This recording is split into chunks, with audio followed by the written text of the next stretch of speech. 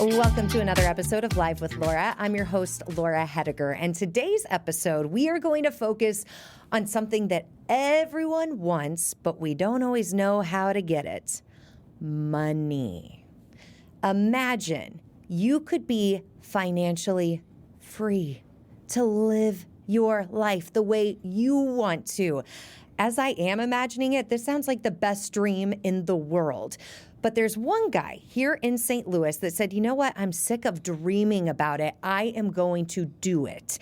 And this guy has agreed to join us right here in the studio for today's Live with Laura. I am thrilled to be sitting across from Sam Prim, who literally describes himself as just a normal guy. As normal as it gets. But you're doing kind of abnormal things to a lot of us to build your financial freedom.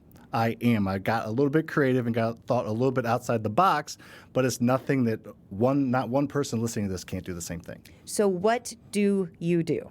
So I own a few real estate investing companies here in St. Louis. We wholesale and flip real estate. We buy about 20 houses a month. That company's called Faster House. I own a property management company called Midwest Property Group. We manage about 750 rental units for other people. And then I own about $40 million in real estate that I've bought using none of my own money.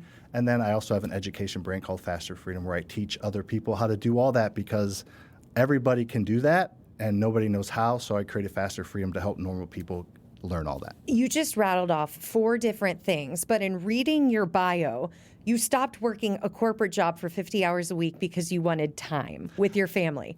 How do you have time with your family if you're doing all of these different things? Well, there's a few different things. One, delegation. I have a really, really good team. We have about 45 employees, and I have leaders of each of those companies I mentioned that manage the day-to-day, and I am in control of my time now. I choose if I want to work 70 hours a week. I don't have to be forced to request to go on vacation, or after my first daughter was born, I had to go on a work trip 2 weeks after she was born, and my wife had a C-section. I had to hire a nurse to come stay with her. So I wasn't in control of my time, even though I was, at a good job making good money. So that planted the seed to, hey, I want to control my time. The best path to do that is real estate. Let's dig into that a little bit more. Talking about your wife having a C-section 2 weeks later, that's at the point she still probably shouldn't be lifting Correct. that much. You have to hire a nurse, and you realize, I don't want this for everyone. It's one thing to realize you don't want your life to go that way. It's another thing to figure out ways to make your life not stay on that path. Had you dipped the toe in real estate before, or did you just think, nope, we're going to dive right in? No, I'm not that crazy. Okay, yeah, I had been doing it before. So I graduated college in 2011. I started investing in real estate in 2014. So I quit my job in 2018. So for 4 years, I had learned a little bit, made some mistakes, grown a little bit, made connections, and it made the transition rather smooth. I'm not one to tell you to just jump in the pool whether there's water or not, right? I was prepared. We had systems and processes in place, and I was comfortable leaving a very, very high-paying, good corporate job for a good company. I was ready to do that because of all the work I'd put in. And part of the reason you did decide to leave, from what I've read about you, is because your parents were on the traditional track that you then started once you left college, where you get a good job, you enjoy it enough, but you work there forever, put into your 401k, and then you retire at 65. That is a very good life for a lot of people. You realized about 4 years in, that's not the life I want.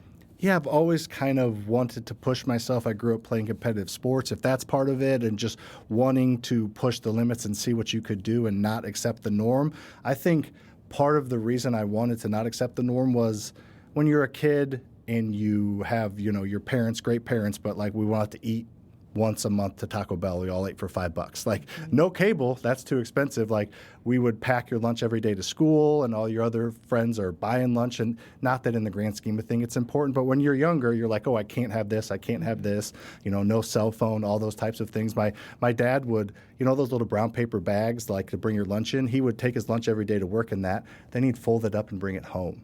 And then when it got a hole in it, he'd tape it. So that's the kind of frugalness that I was brought up in. And I think I just wanted to be able to not look at price tags. I wanted to be able to not budget every single dime that I made and just go do what I wanted when I wanted. And my job got me that to a certain degree because I did well. But then I started to run into some, kind of speed bumps and run into certain things that were limiting what I could do. And real estate seemed like this blue ocean. So eventually I made the leap. Real estate is something that is truthfully always going to be there too. So I'm sure that had to factor into it. This is a longevity thing. Yeah, real estate, no matter what the economy is doing, no matter what the real estate market is doing, you can make money in real estate. That's one of the beautiful things about it. It is very pliable. You can do short-term investments, you can do long-term investments, you can do apartments, you can do commercial, you can, just rent something and then sublease it to somebody else. You can wholesale real estate, which requires no money, credit, or anything. Like there's always an avenue for you to make money in real estate. Not everybody knows about all those avenues, but it is so abundant. It's so pliable. It's the best thing for the normal person to actually get ahead. And especially with your timeline. So 2018, you decide to go all in. You never predicted a pandemic was going to hit.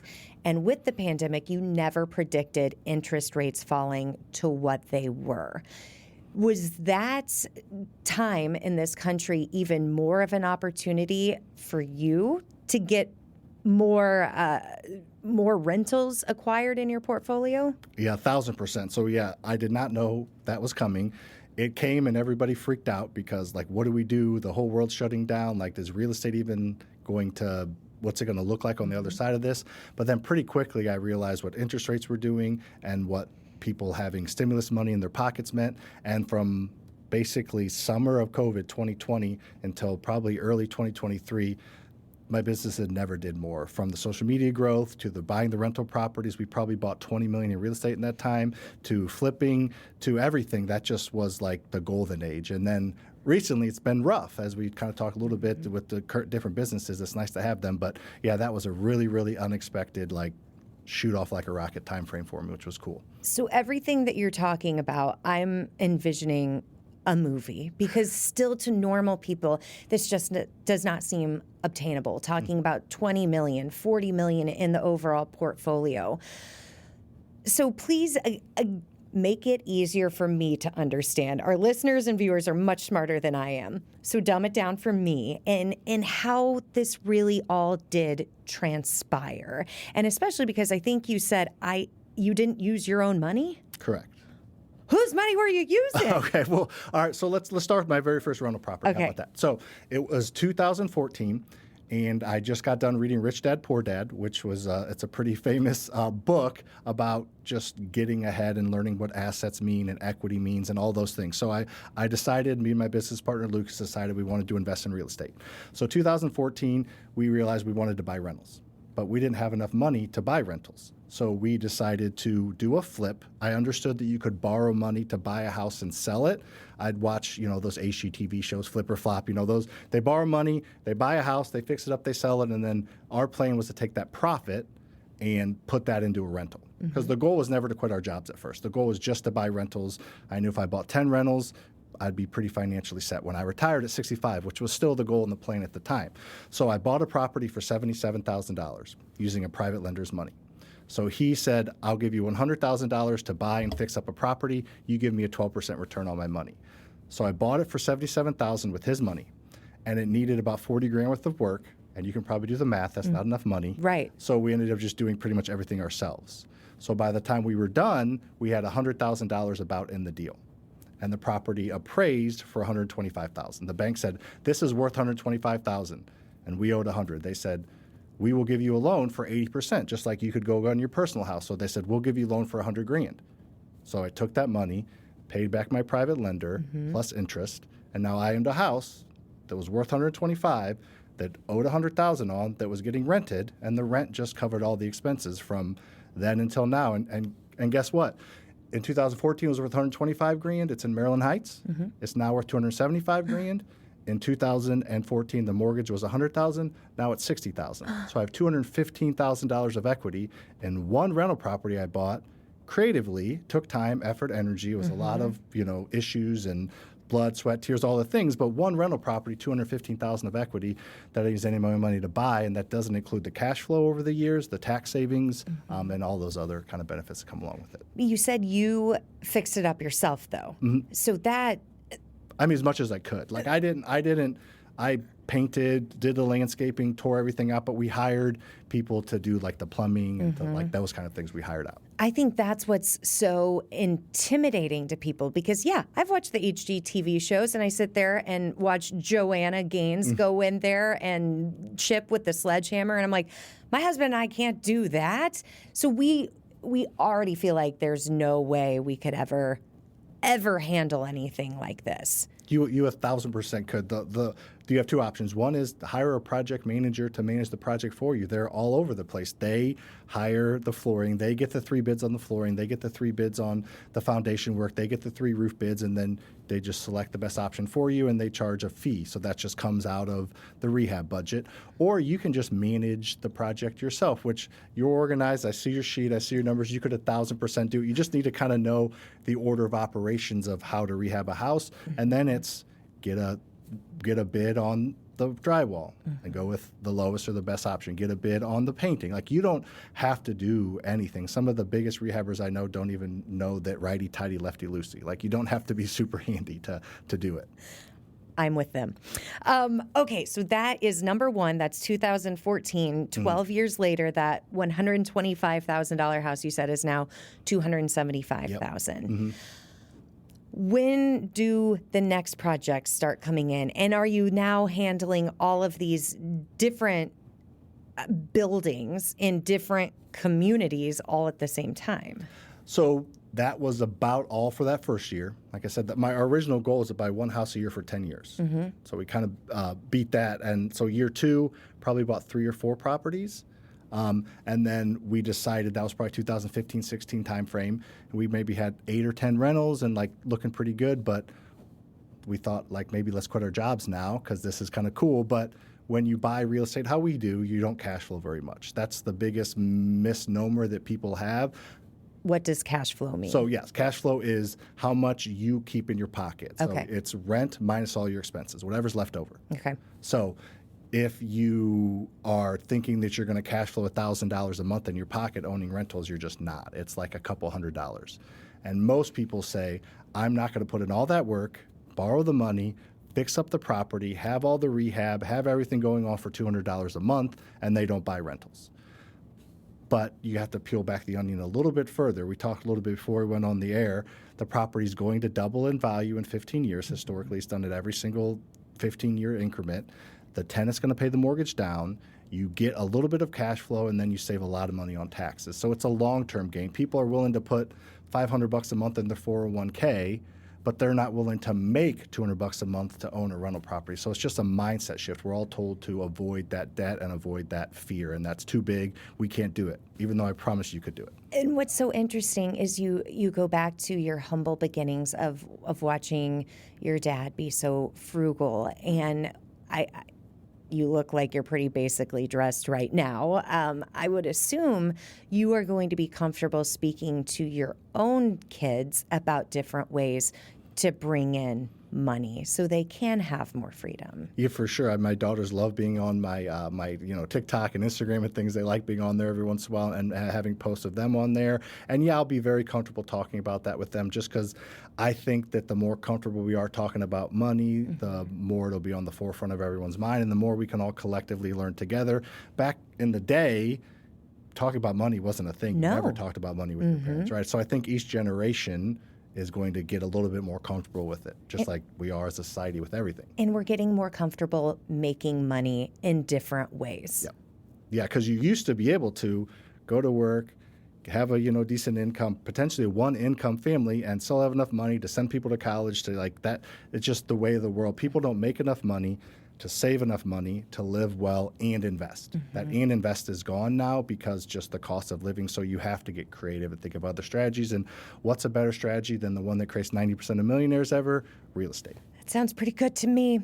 I am just still so shocked that Sam is giving me so much of his time. I have followed you on Instagram for a long time. I encourage you to follow him too, at Sam Faster Freedom. I truly had no clue you were a St. Louis guy. It just came up probably in the timeline of what you were talking about, that 2020 to 2023. And I'm like, this guy seems to know what he's talking about. Follow. And then I've seen so much more content slid into your DMs and it's like, come on the show.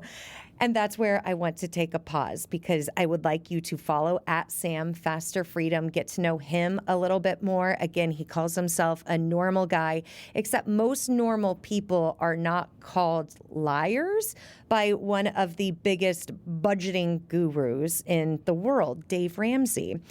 So this is where you need to stay tuned, because when we come back on Live with Laura, Sam will tell us why Dave Ramsey called you a liar, and while you will say and prove that you're not a liar. Let's do it. All right, right after the break.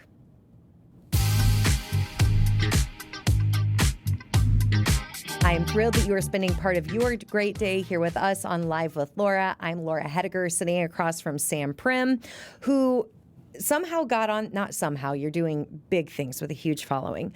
So it makes sense that you got on the radar of Dave Ramsey, who is the big budgeting guy. I first heard about him by putting everything you make into envelopes, and once the envelope is empty, we don't do that anymore. What did he say about you, and what do you have to say to him? Well, he just didn't believe that I was in as much debt as I was. So he's the no debt guy, and his brand is in the stratosphere. But I'm the properly leveraged debt guy. Like, there's good debt and there's bad debt. If you're going to borrow money to go buy a Lamborghini, then maybe that's not a good use of your money. But if you're going to borrow money to go buy a house, I think that's a good use of your money. It's basically borrowing money to buy liabilities versus borrowing money to buy assets. So I am an asset borrower, a debt guru when it comes to borrowing money. And I did a post about how at the time I was in $30 million worth of debt that allows me to own $50 million in real estate.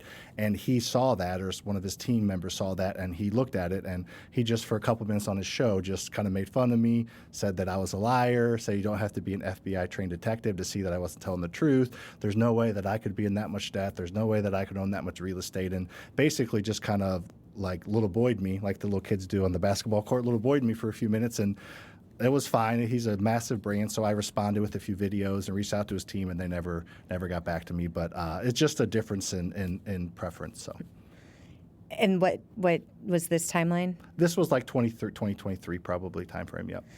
But with his sentiment, I think whenever you said that post to get people's attention. I am $30 million in debt. Good hook for a post. Exactly. Yep. And then you came in with the story. And then also how this could be yours too. Yes. So it's enticing all the way around. Yeah.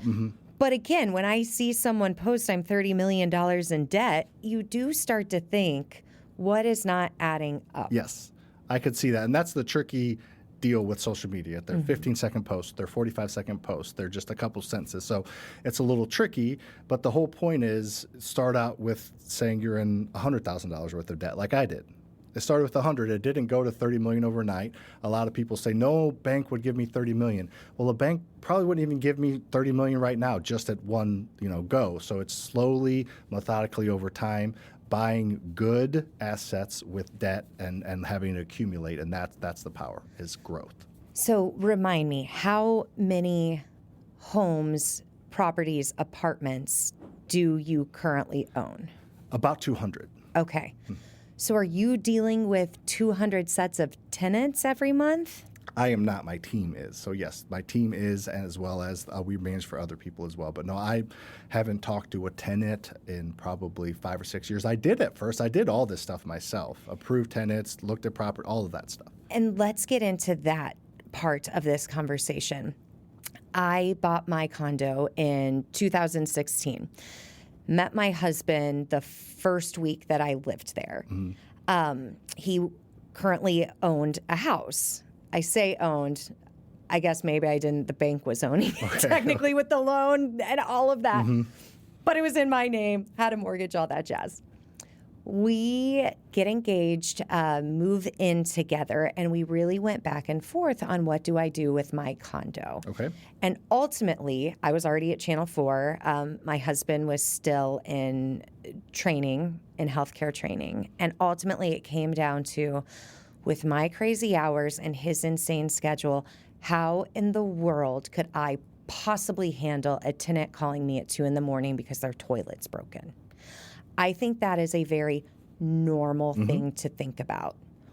What do you think about that when people do have the opportunity to keep an asset, but ultimately they think, I can't handle this? Well, two things. Tenants are sleeping at 2 a.m. They're not going to call you with a leaky toilet. So I got up for a decade at 1 a.m. and did get ready at 2 a.m. and I've had the leaky toilet. So well, you're a little bit. Most people are sleeping at that time. Yes. The point, the point is there are these horror stories of leaky toilets and the light bulb won't turn on. Yes. That is very few and far between. The other option is hiring a property management company. They collect a percentage of the rent. Again, rentals aren't about cash flow anyway. They're about all the other ancillary benefits. And the other thing is, do you want to work till you're 67, or do you once every 2 years are you willing to get up at 2 a.m., answer the phone call a maintenance person? Like it's just what do you want? Do you want not you? Do you want the easy life of, hey, I'm going to sleep 8 hours a night and I'm going to put money away and I'm going to work when I'm 65 and then I'm going to retire when I'm probably too old to actually enjoy it and I'm getting up and peeing 4 times a night at that point? Or are you willing to put in some extra effort, have a little bit of sacrifice now, and be able to relax later? There's no win. It's either hard now and easy later, or it's easy now and hard later. There's no in between. There's no magic potion. Real estate's not the magic potion to have it all now and later. It is a lot of hard work, but you have to have the long-term mindset of, I want to have some freedom in my 50s. I want to have some freedom in my 40s, not when I'm too old. Sounds like I did make the wrong decision. Maybe. But with that decision, I think normal people don't even realize there are property management companies. And when I was buying my condo back in 2016, and obviously had a real estate agent, had a lawyer look at everything, my parents look at everything, there was still the thought of, if I eventually want to rent it, that's not even going to be allowed, because there are some types of buildings where it has to be owner occupied. Correct. I'm guessing you stay away from those now. Yes. So is that something, if someone is looking to buy their first property, they don't go with that investment? Yeah, in general, I would avoid condos in general because there's things like that. There's HOAs. A lot of condos are underinsured and you can't even get a loan on them. So in general, condos probably something to avoid.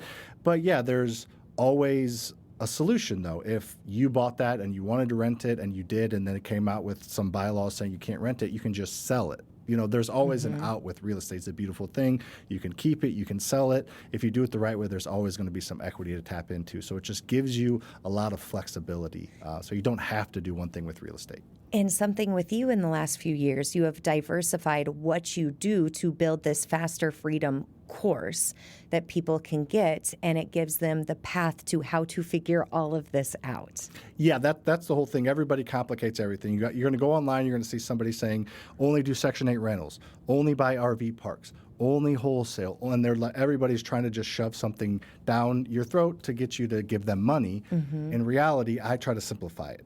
Let's find a discounted property and let's help you raise money to buy that property.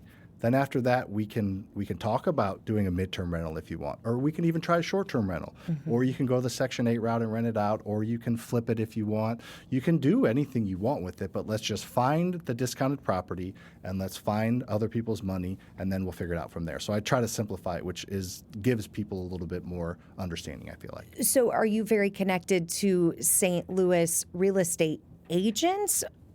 Yes, so we probably buy 100 houses a year just from agents who bring us hey, my client's mom just passed away, dad's moving into assisted care facility, the house hasn't been updated in 60 years.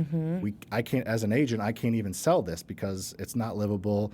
It's, a bank won't lend a normal homeowner money on a property that needs 50 grand worth of work. So we take these stuck properties that are stuck between the point of being livable and not, whether it's a pre-foreclosure, whether it is a death in the family, whether it's a relocation or hoarder situation. We take those properties and we free them up from them being stuck, and then we sell them or rent them to someone who wants to live in them.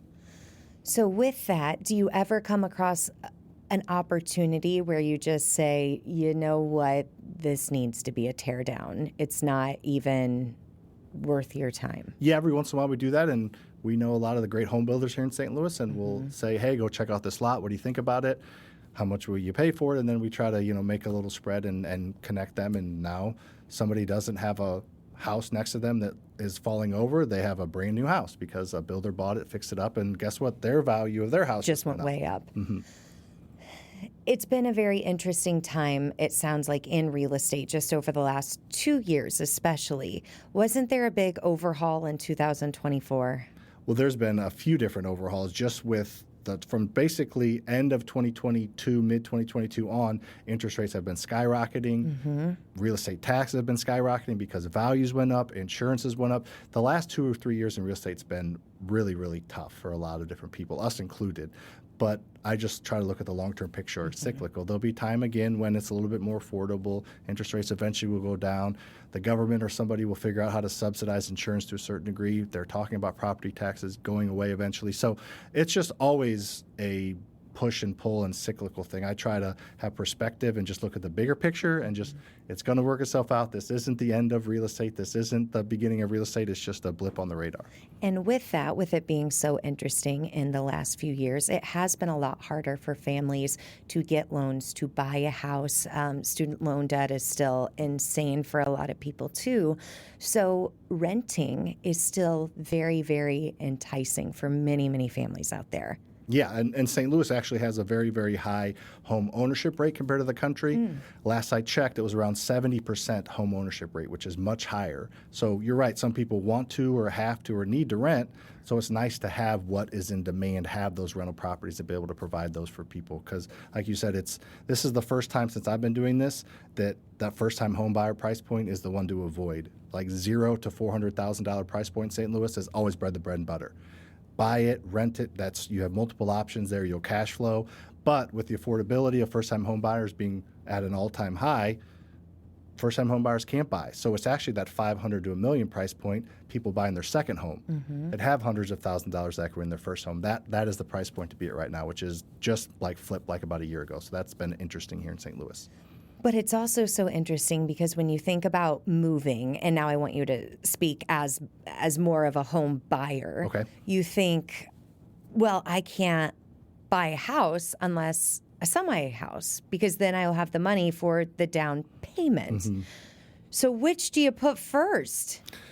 Yeah, that's the tricky question. Most of the time, if it's a really good property, there's still a shortage of real estate in general in the country right now. So most of the time, there's still somebody that's going to put a non-contingent offer. So you're going to have to just, assume that your house is going to be able to sell. My in-laws have been trying to sell their house for years, and they don't necessarily want to say, hey, I'm going to sell my house. Like, I don't want to have it contingent upon my house sale. They want to say, hey, I'll buy yours if mine sells. And most home sellers, they don't want that because there's still a shortage. Back in 2021, there was 100 people looking at a house. And now there's still 10 or 15, so there's still competition. There's still somebody that doesn't have a contingency. There's still somebody that inherited money from their parents. There's still somebody that has equity in their house that they don't have to do that. So that's the cool thing about real estate. There's always baked in demand of people having to move, wanting to move. I'm going to bring up a scenario that some of my coworkers who are just getting married, about to get married, don't have kids yet, that they are going through. They are going to be a first-time home buyer. And just when we're talking casually, they'll be like, oh, well, I saw this house. And in my mind, as someone who has been through it, not as much as you, but more than once, I think if you see a house today, it's going to be gone when you are ready. So what advice do you have for people to make that first home buy? Should they just drive around different neighborhoods that they might like and then put that in their Zillow area? What do you say? Yeah, a couple of things. One is getting in with a good agent. You know, a really good real estate agent is going to understand. So you suggest getting an agent before you are ever going into the open house? Yeah, I think that's a good Okay. plan, because the agent's going to have pocket listings at their brokerage. The agent's going to know things coming up that maybe aren't even on the market, like those 100 houses we buy from an agent. None of them are on the market. Now, they all need a ton of work, like your coworkers probably wouldn't or couldn't buy those. But in general, getting in with a good agent that fully understands what you're looking for, and then you have to be able to afford the payment. I understand that. But the biggest thing that I tell people, a lot of people here, is you marry the house and you date the rate. So like when the rate could, and the rate will go down. Most people don't think we're going to like have massively higher rates. Most people think over the next couple of years they will go down. So you buy the house now for $350,000 at a 6.5% mortgage. In 3 or 4 years, the mortgage may be 5.5%. Then you can refinance. So and the property's still going to go up in value. So you almost got a deal, because the property's now worth $400,000. And you're able to refinance at a lower rate rather than have to buy that $400,000 house. With the marrying the house, though, here's the thing. My husband and I dated for a long time. I'm going to guess you and your wife didn't get married on your second date. We did not. You put in some time. Mm-hmm. And from what I've noticed with real estate in the last few years, you can be in a house during an open house for like 20 minutes. And you didn't see every wrinkle. You didn't see the personality of the house in this season of life. You have to make one of the biggest financial decisions of your life very quickly, with the stress of knowing, as you mentioned, maybe there's a couple next to you that doesn't have the contingent on the side. What advice do you have for people to make a very difficult decision with a lot of emotion behind it in a very quick amount of time? Without dating the house. Yes. You didn't go out and have a couple drinks with it or anything. No, I wanted to. But you couldn't. Right. Didn't have the time. So Right. a couple things. One, that agent should, if you have a good agent, they're going to know the house. They're going to know what to look for. They're going to know the area. They're going to understand kind of this is a good deal or not. They're going to know other comps.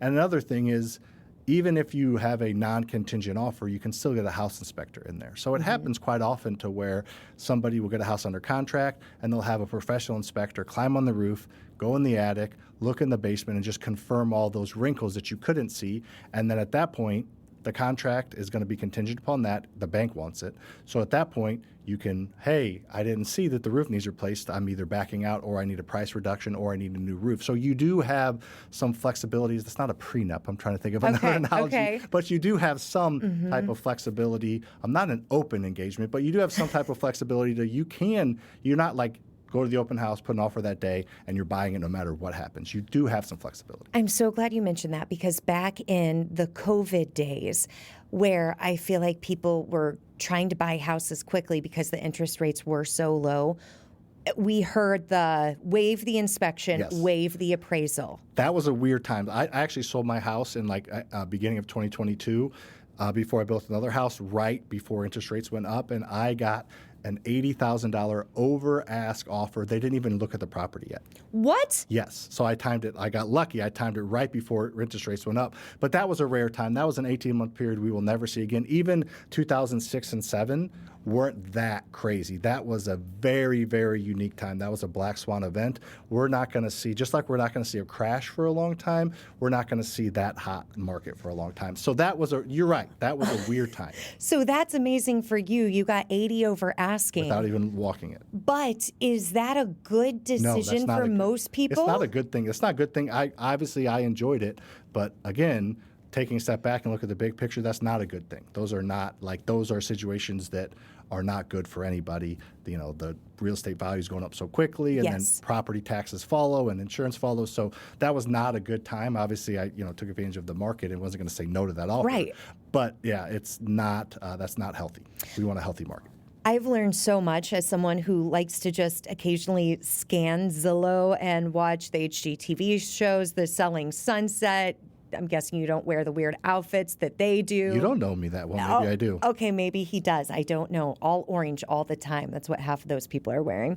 As we sit across from Sam Prim, give him a follow. He's on basically every social media at Sam Faster Freedom. We're going to take our final break, come back, wrap things up with Sam Prim, a St. Louis guy, a normal guy who is doing really cool, out-of-the-box things that most other normal people just don't think about. We'll be right back.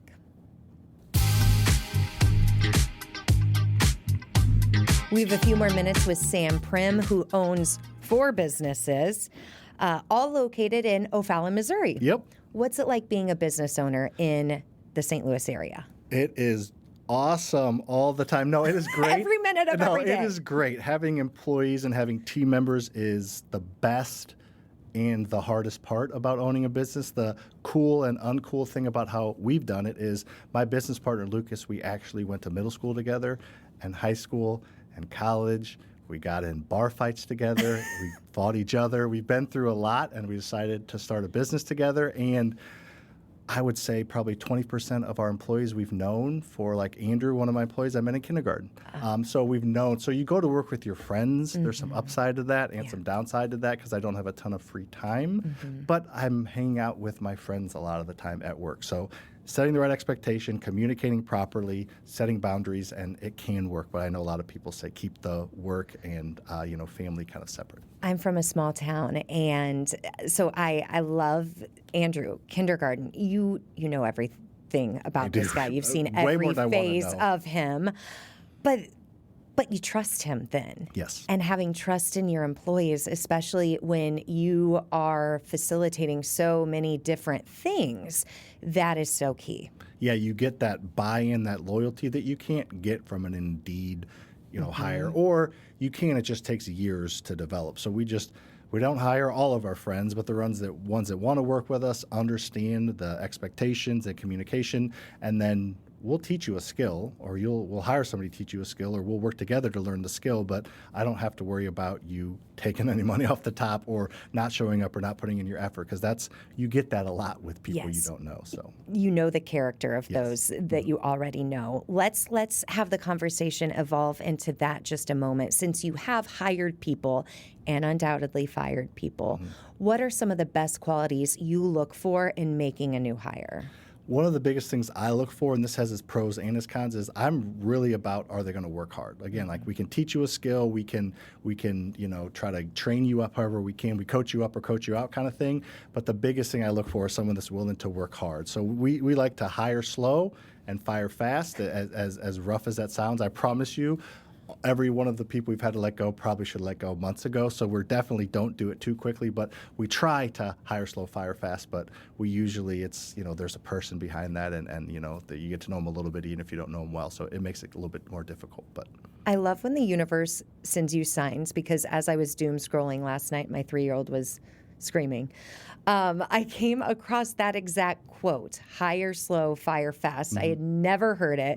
And then however many minutes later or hours later, you're sitting across saying the same philosophy.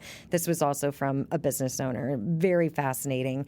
How do you know someone's a hard worker in an interview? Yeah, it's tough. You can usually just kind of tell what they've done at their other jobs, how much they understand, like what do you like to do with your free time. So our hiring process for like a small company ran by 2 idiots, me and Lucas, we have a pretty, we have a Indeed application, then we have a phone interview with our HR manager. If she likes them, then then we send them a questionnaire, and 80% of people don't fill out the questionnaire. So it's like, all right, you're gone. And then it's an in-person interview, and then a personality assessment, and then a second person interview with me or Lucas, and then you hire. So in that process, there are markers of, you can tell, on weekends I just lay around watch Netflix or whatever it is. There's and you never know. It's still flipping a coin every time. If you don't know them and you're not friends with them, it's still just flipping a coin. So there's risk in it. In the last month or so, my husband and I had a meeting with our financial advisors, and we talked about the stock market a lot. They walked us through all these different accounts and the risk and the level of how aggressive we are right now because we're at this age and blah, blah, blah, blah, blah. And we're like, yeah, this feels good. Let's do this. If someone came to me and said, put this much money into a house you're never going to live in, and you're going to make this much, I think I'd be like, oh my gosh, that's the most intimidating thing I've ever heard. Yes. I should change my way of thinking. Well, let's just give you a different perspective. How about that? So I like to call these people the stock market bros or the stock market booger eaters. I was going to say, what is the other word for the bro? I didn't know where you were going booger right eaters. there. Oh, we're good. Okay. This is PG. I would assume okay. Okay, good. So booger eaters. So the people that have recency bias with the stock market's been on a tear the past couple of years, 100%. Nobody can deny that. But there are limitations to the stock market. A, you're only going to be able to invest how much money you can put in. So if you want to own $100,000 in index funds or in Tesla or whatever, you have to have $100,000. So there's that. Again, I said most people don't make enough to save enough to live enough and invest enough to actually get ahead. So my whole take is if you want to get ahead quicker and you want to retire in the next 5 to 10 years potentially, you're not going to do that investing in the stock market. Your stock market broker or your financial advisor would not tell you that you can retire in 5 years probably. Correct. Right? All right. So the way that you get ahead is you look at the bigger picture. We peel back the onion we talked a little bit about earlier. Again, if you want to make 10% in the stock market and retire at 65, that's a great place to be. There's nothing wrong with that. But if you want more, you have to bring leverage into the equation. And leverage with real estate, you can make money 5 ways with one rental property. So the property is going to go up in value at about 5%-ish a year. So it's going to double in value every 15 years. The stock market doubles in value every 8 years. So the stock market wins there. However, with real estate, you get debt pay down. The tenant pays down the mortgage. So every single month, no matter what, you are gaining equity because someone else is paying down the mortgage and the property is growing in value. So and I mentioned earlier, that $100,000, that can buy you a $500,000 piece of real estate. So that $500,000 goes up at 5%, which is faster than the $100,000 going up at 10%. Plus, you get tax savings. The entire tax code is written around saving money in real estate.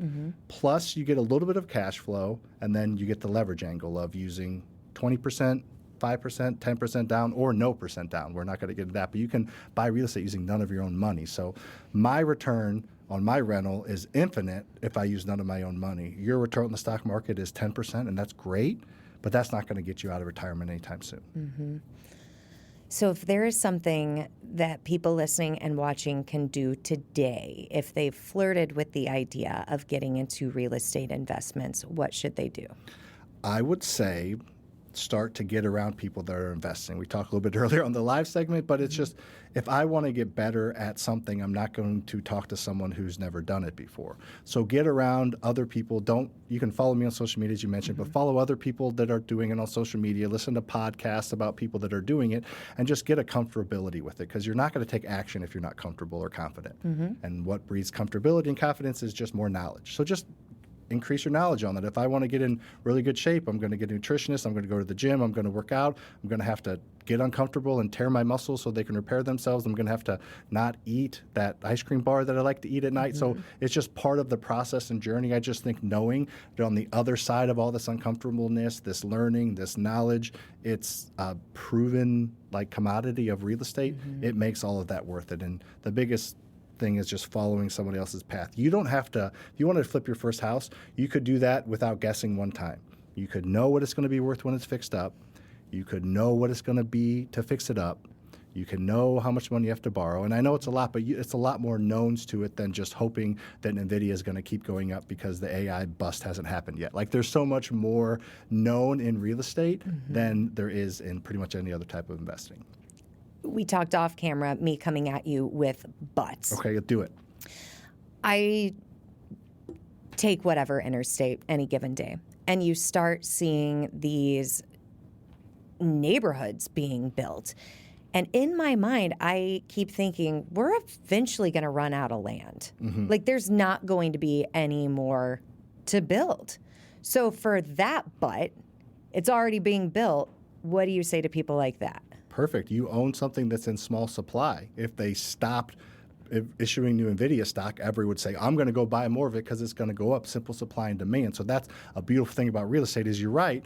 Eventually, they're going to run out of space. So then everybody's supposed to live somewhere. So what's that going to do to prices? That's going to make prices go up. So 95% of the people I know, they buy already built houses. So we don't have to get new land and build. We're just rehabbing something that's already built. So I see that but as an advantage. But I'm also a half glass full guy. But I see that as an advantage. Okay.